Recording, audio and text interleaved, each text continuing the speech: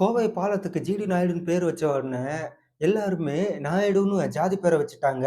ஊர் பேர்லலாம் ஜாதி பேர நீக்குறேன்னு சொன்ன தமிழ்நாடு அரசு, ஜாதி பேர் வச்சிருக்காங்களே! அப்படின்னு சொல்லிட்டு குற்றம் சாட்டுறது தவறு அப்படின்னு சொல்லி, திராவிடர் கழகத்துடைய தலைவர் வீரமணி சொல்லியிருக்காரு. அவர் சொல்லியிருக்கிறதோட முக்கியமான ஒரு கருத்து என்ன அப்படின்னா, ஜிடி நாயுடு ஒரு மிகப்பெரிய அறிவியலாளர். அவருடைய அவருடைய புகழ கொண்டுட்டு போணும் அப்படிங்கிறதுக்காக ஜிடி நாயுடு அப்படின்னு சொல்லி அந்த பேர சூட்டியிருக்காங்க அப்படின்னு சொல்லியிருக்காரு.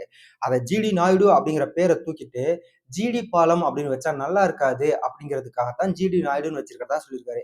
இத விட அவரு முக்கியமா இன்னொரு கருத்தையும் ஒண்ணு சொல்லியிருக்காரு. என்ன அப்படின்னா, ஜிடி நாயுடுவோடைய பையன் ஜிடி கோபால், ஜிடி கோபால் அப்படின்னு தான் பயன்படுத்தியிருக்காரு. நாயுடுங்கிற ஜாதி பேர அவர்கள் பயன்படுத்தவில்லை. அதன் பின்னாடி வந்த யாருமே அந்த நாயுடுங்கிற பேர பயன்படுத்தவே இல்ல. அப்படின்னா, இது சமூக நீதிக்கு கிடைத்த பெரியார் சொன்ன அந்த சமூக நீதிக்கு கிடைத்த அ வெற்றி அப்படின்னு தான் அவர் சொல்லியிருக்காரு. ஆக இந்த ஜிடி நாயுடுன்னு பேர் வச்சது எந்த விதத்திலும் தவறானது இல்ல. இது சரிதான் அப்படின்னு சொல்லிட்டு வீரமணி சொல்லியிருக்காரு.